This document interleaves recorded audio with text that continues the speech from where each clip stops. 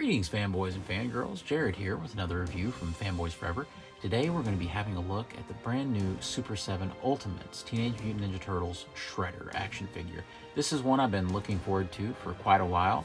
I'm really excited to finally get into that second wave of Ultimates figures. So without further ado, let's get right into it.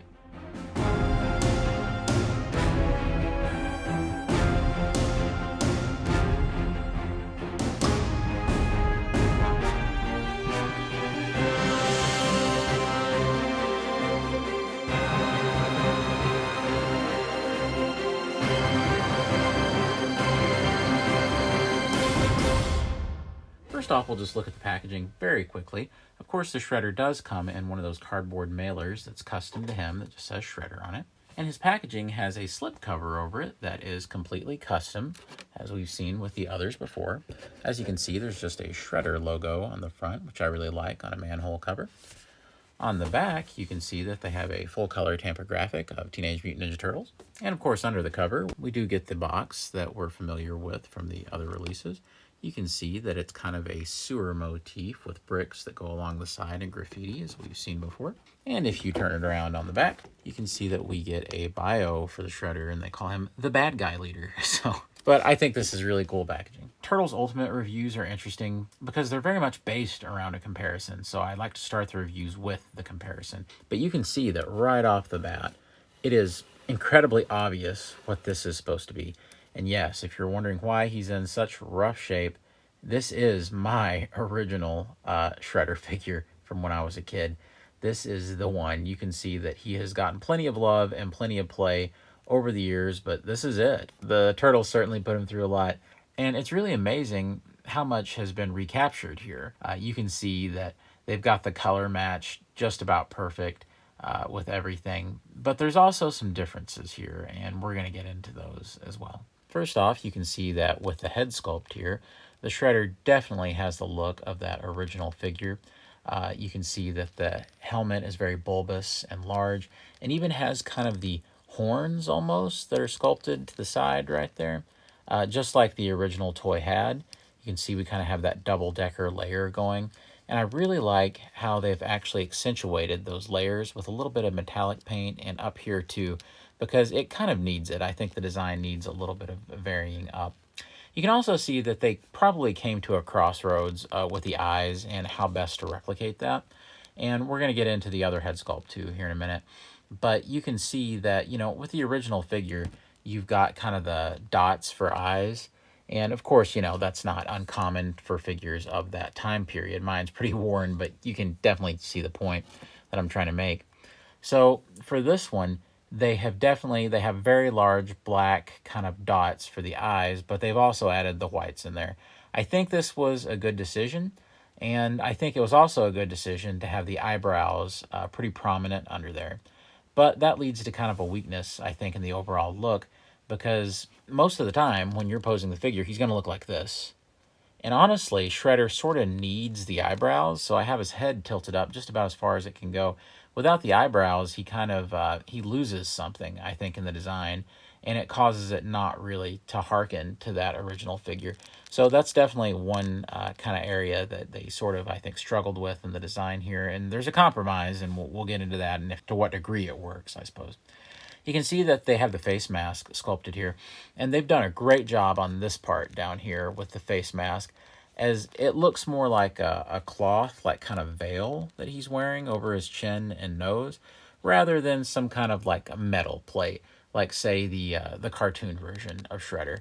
And I think it's very important that they got that right, and I think they've done a terrific job. Coming on down to the chest here, like I said earlier, it's definitely a great homage to the physique that was presented in that original figure.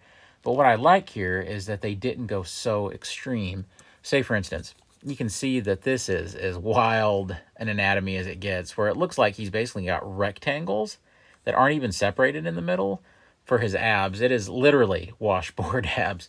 But then over here, you can see that they have tried to take inspiration from that as best they could and still keep it in the realm of realism. And I think this is great because they've also got the proportions right as well, because the chest is very slender. Like, it's just a very, in terms of width, there's just not much width there. but the head is actually quite large. So that is very important because with that original figure, you can see that the head is just very bulbous and the actual body is very slender. Now, it's not that extreme here, but you certainly get that vibe that they were going for. It's that same kind of, I guess, ratio. So I like that a lot. You can also see that we have the belt down here. Now, with the original toy, I suppose that the intention was to take the belt and put it over the cape, but here they have it under.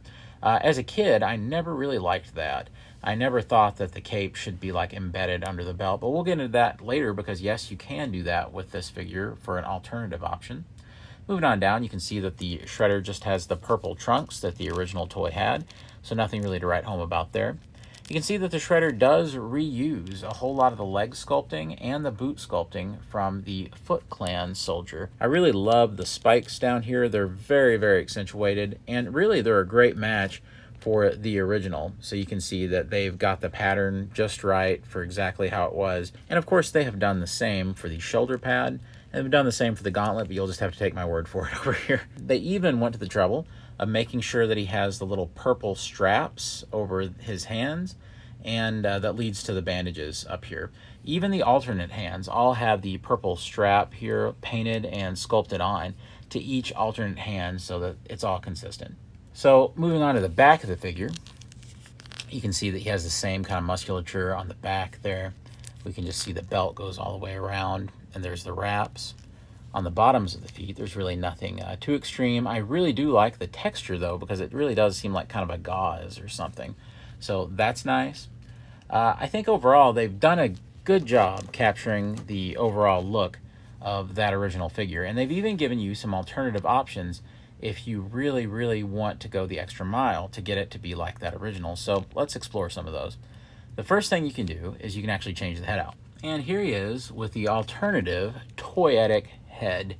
You can see that it is indeed, and it's something that I didn't even really realize as a kid, that they had painted the eyebrows like kind of on the helmet sculpt up there. I will say that to me though, this doesn't really work as a legitimate display option. It looks, you know, pretty ridiculous and not in a fun way, I don't think. It just kind of looks like something that's sort of weird, really. And I know what you're probably thinking, oh, but, you know, the original toy looked like that. Well, my eyebrows are pretty well wore off of my original, but you can kind of see that it wasn't quite like this. I mean, this kind of just looks like, you know, somebody just made a mark up here on the helmet. Here, it actually does seem close enough to the eyes to actually count as part of the face, and actually they successfully cheat that. Say, for instance, if we look at the brand new Shredder that they did, which is, I would call it a custom that Playmates has sanctioned themselves, you can actually see that on their new comic book version of the reissue, you see what I'm saying? The helmet sculpt is close enough and is shaped in such a way that it seems like his flesh is kind of popping out of the helmet as if his eyes were accentuated like that much. But here, on the other hand, you can see that it's not it at all. The shape is very, very different. The proportions just overall just aren't working. So as much as I appreciate their quest to give us something that is just, you know, something extra, I don't like it. I just don't see the point of it. So it's not something I'm going to use, and it's going to go back in the bag. I just wish that there was more effort put in this, because I think that it's something that they threw in to justify the high price tag on the figure, and really nothing more. You also get another alternative option that's far more worthwhile. Now, actually, it didn't come packaged wearing this. It actually came packaged wearing this. Now, this is our actual soft goods cape that you get, and there's wire all through the cape. So we are definitely going to put on the other head, thank goodness. You can have this wired cape and have just a tremendous amount of fun with the thing. So, you know, there's wires all through it. You can get it doing all kinds of crazy stuff if you would like. Here it is from the back. There's a wire running along the bottom. There's a wire on the sides. You can get it looking awesome in no time at all. And it seems like the older I get, the more that I love wired options in capes. It's just incredible what you can do here. The wires even run to the front. So if you want, you can kind of get it off of them like that a little bit. You can arch it a little back, or you can get it kind of low. You can sort of sculpt the cape to what you want it to be. And I just think that it works really, really, really well. So I actually think that this was a good option, much better than the awful alternative head. And I think this looks great. So I like the sculpted cape, maybe a little better for just regular standing poses. But when it comes to getting the vibes of that original toy and just getting some cool like action poses, then you can't beat this cape. And so anytime I do like the action shots, I think that I'll be using this one for all the fun stuff. But that's not all. I gave quite a bit of criticism over their choice with the Splinter figure in that review for having this weird dad belt buckle right here on Splinter. And we all know that that's not how the original figure looked, but it seemed like that was the best option that they had to get something that you could tighten and adjust, right? For his soft goods kind of cloak that he wears. But actually, they have fixed that for the Shredder release. For this release, you actually get this. It actually has, the little, the way that, a belt on a gi would be tied on the front. And on the back is where you have the little Velcro enclosure. So what you're supposed to do is just take it, put it around the cape, just like the original. And on the back, you just close the Velcro up. And I'm sure that you guys can work with it and get it looking quite a bit better than I have it here. But you can see that this is just one version of what you can do. Just like the original toy, you can just kind of have it threaded through there.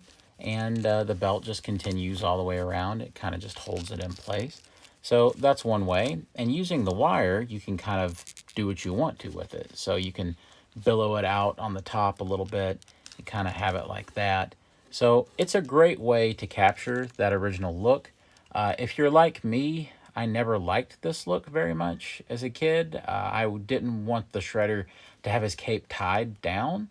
So that probably means I'm not going to use this. But here's the great part. All you got to do is remove the thing.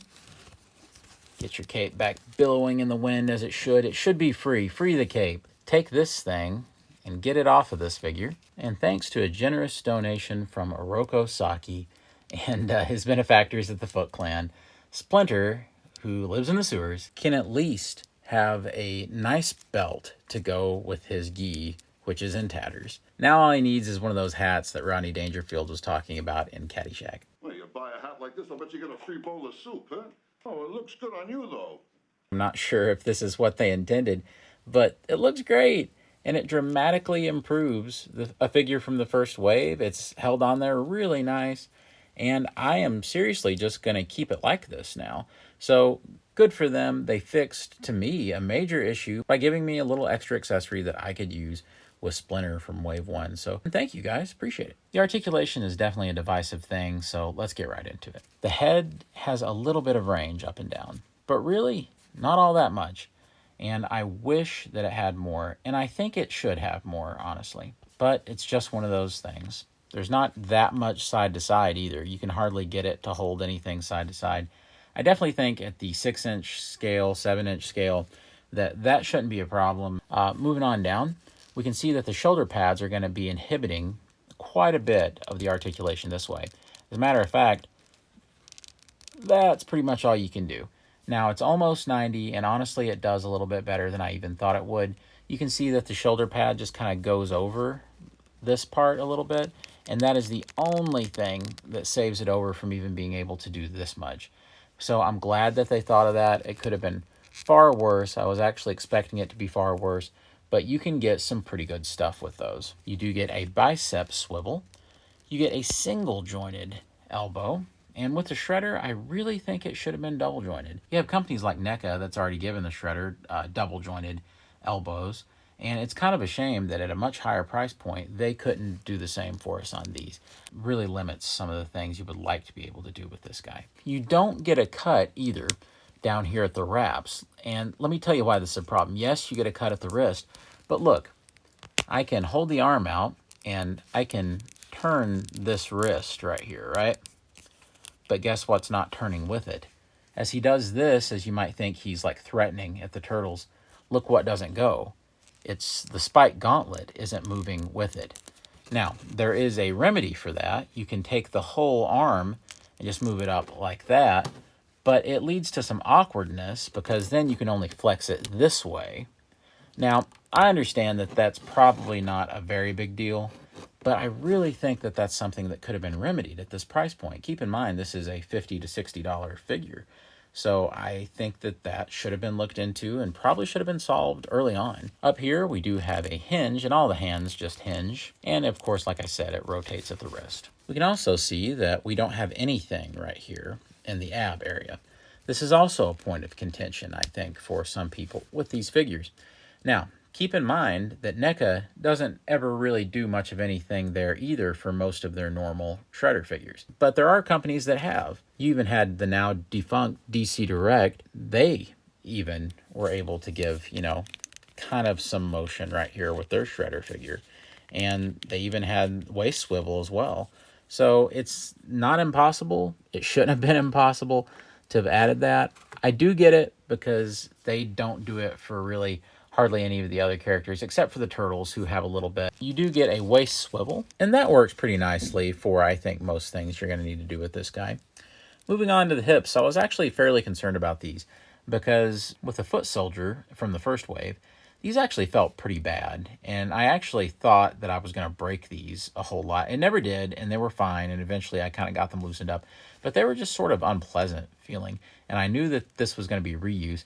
But I'm happy to say that I never got that same vibe from these. It appears the production quality was a lot better in Wave 2 for the Shredder's use of this sculpt.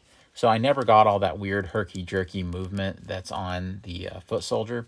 And it can go out really pretty high for a pretty decent kick. And then you can actually go out to the sides for a straight-up split, which is one of the best. So I really like that.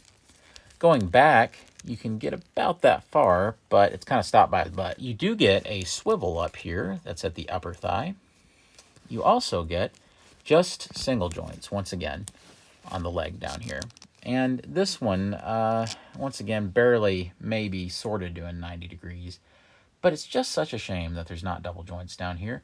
Even on their comic book Shredder figure, NECA was able to get double joints on there.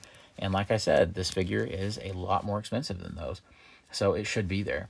You do, however, get a nice swivel, so I am thankful for that. And unlike the gauntlets, these boots actually do swivel. So that's good, but I would have much preferred that to be right up here and not down here. Because it's kind of redundant, isn't it? Like, this already swivels up here. Why does this need to swivel? This is probably the best point of articulation for the whole figure. And it's the ankles.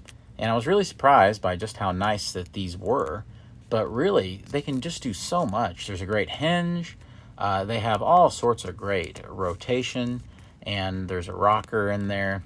And it really makes up for some of the issues that I have with the legs not being double jointed on the knees because of the really zany wide stances that he can actually go flat-footed on. You can see that even the widest stances like this, for the Shredder, they're not really a problem to be completely flat-footed on. So you can really work this to your advantage when you're posing. But I have kind of a gripe. The original figure is in, everybody knows, this is pretty infamous, that he's in this pretty much unworkable pose. I mean, it's wild. I'm not even sure what they're going for with this. I'm not even sure the Shredder should be anatomically able to do that. However, if you've got a figure that you worked really hard to give, you know, an homage to the original with, I would think that you would want to at least be able to replicate that pre-pose sculpting. And the front foot can just fine, okay? That's really all you'd need to do that. But look at here on the back. This isn't happening without that double jointed knee that I was talking about earlier. See? You can barely get in enough, and now he's just got his legs bowed in a funny way, which, you know, is, I guess, sort of accurate to the original. But honestly, I mean, he would need to be able to go way lower with that other leg to be able to do what it's showing here. Definitely think this is a case where the articulation doesn't just hurt the playability of the figure, it actually hurts the homage quite a bit. So the articulation is disappointing for the Shredder. It's serviceable, and it sort of just feels like they gave us what they had to give us for this to count as like an super articulated figure.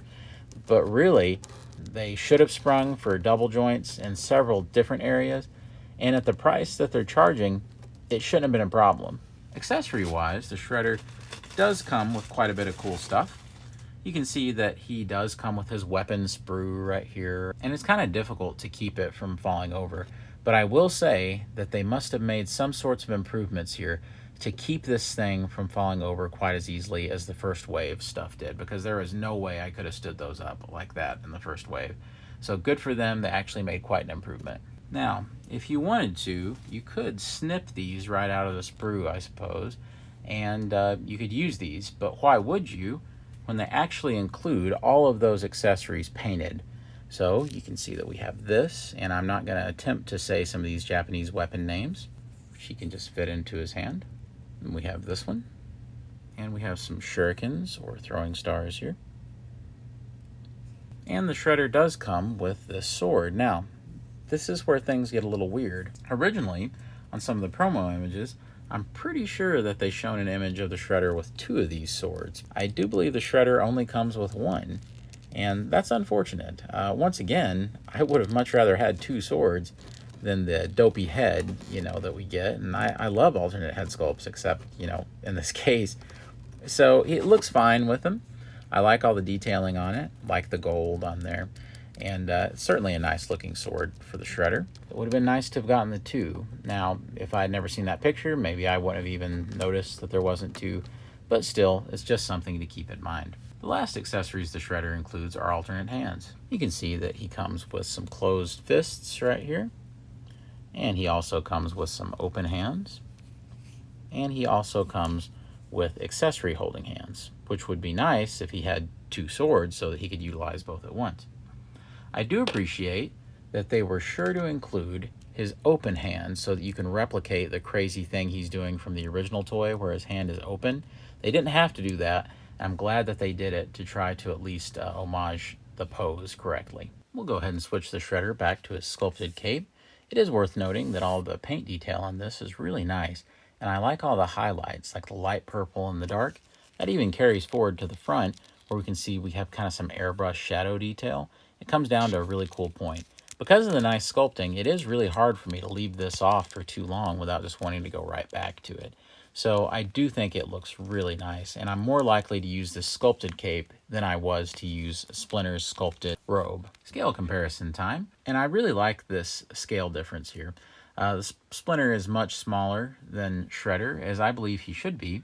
Of course, this does not follow suit with the original toys. Of course, they're kind of more eye to eye in those. Now, once you bend Shredder down a little bit, and get his legs sprawled out, you can kind of replicate that. And of course, with Splinter, his height can be a little variable based on what you do with the legs. But if you have them both standing pretty well in their normal positions, this is what you get. Here we have a scale comparison from the first series again, and it is Raphael. So you can see that all the turtles will be the same height, of course. And I think it works really well.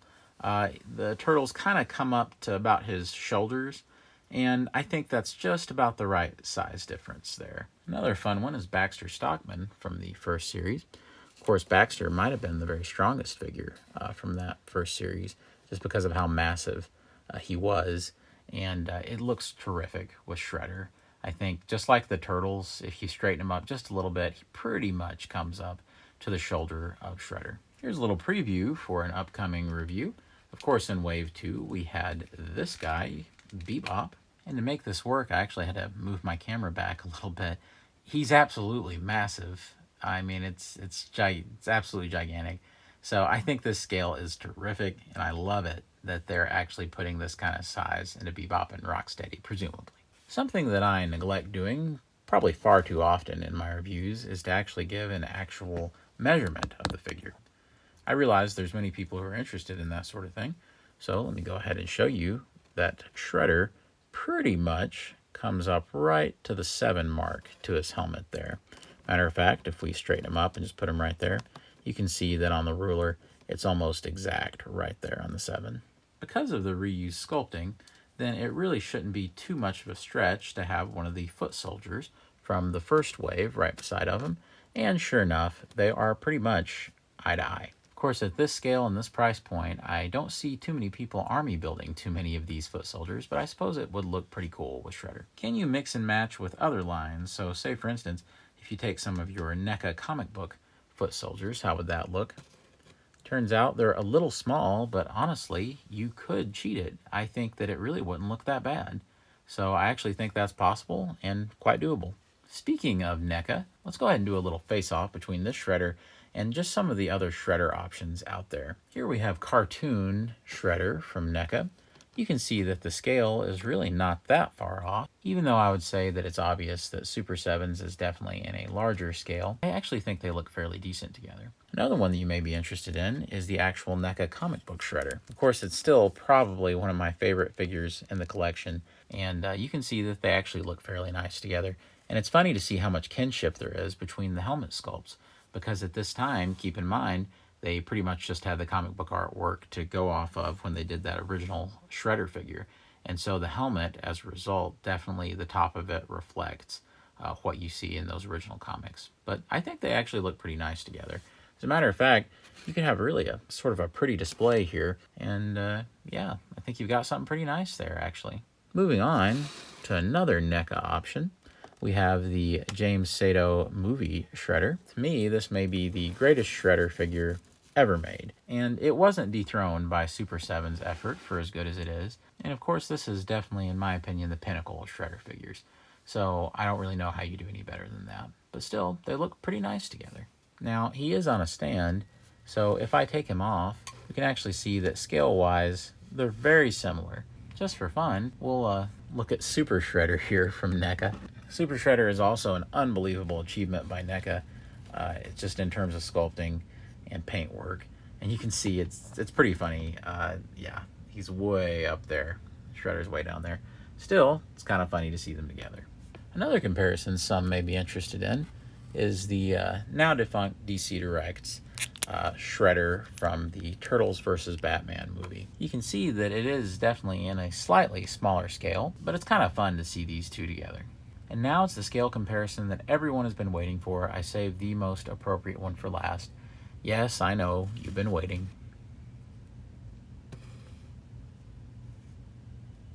Perfection. So overall, I would have to say that I'm a little mixed on the Super7 Ultimate Shredder. There's definitely many good things going for the figure.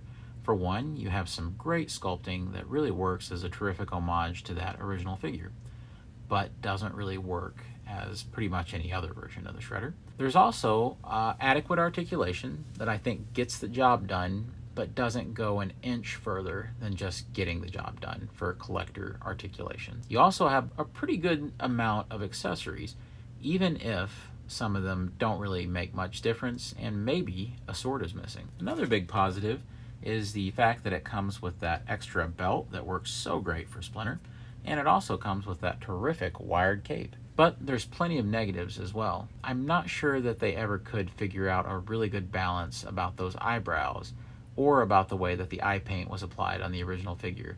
So I think that the halfway approach that they went with is mostly effective, but I do think that it leaves something to be desired in terms of replicating that original figure.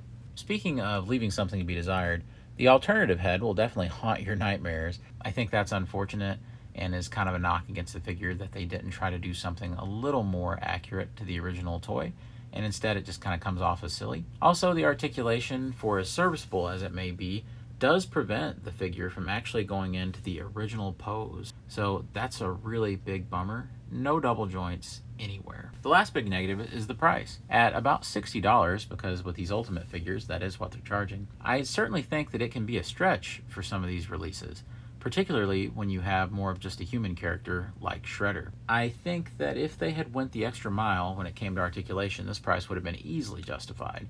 Matter of fact, if they had at least given double jointed knees, I think I would have been happy. Even without double jointed elbows, I could have understood not doing that. But without the double jointed knees that NECA is already doing for many of their Shredder figures, then I just don't see it, how it can be $50 to $60 for this figure. Had it been $30 or $35, I would have sung its praises, and it would have been perfect. Of course, I understand that because it's a smaller company, these are pretty much a made-to-order product, and that means that you're going to have some price inflation as well. So I do understand that point. However, I do think that the action figure market, especially the collector's figure market, has changed in such a way that we do expect things like double jointed elbows and knees when it comes to paying this much. Should you buy it? It depends.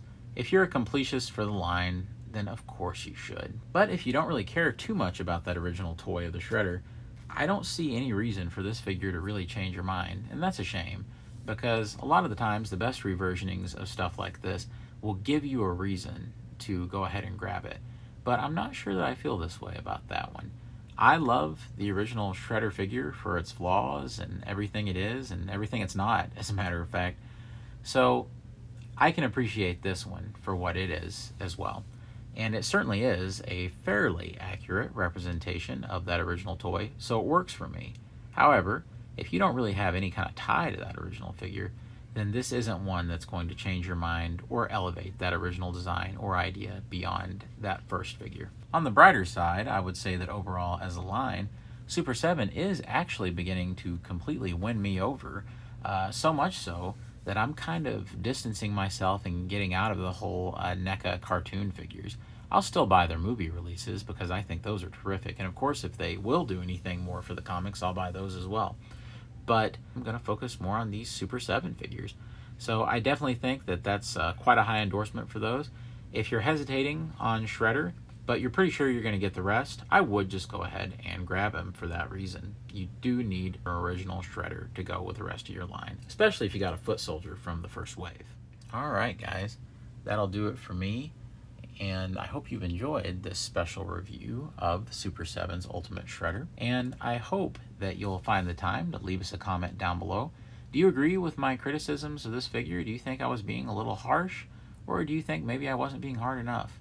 So just let me know down below. This is definitely one that I want us to discuss as a community and see if we can reach some kind of consensus on this guy. Love to hear your opinion on this, and I welcome any and all viewpoints. Guys, thank you so much for watching. As always, God bless you and yours. Be safe out there, and I'll see you on Fanboys Forever. Take care. This is your family. I am your father. No, this is your family. I am your father. No, this is your family. I am your father.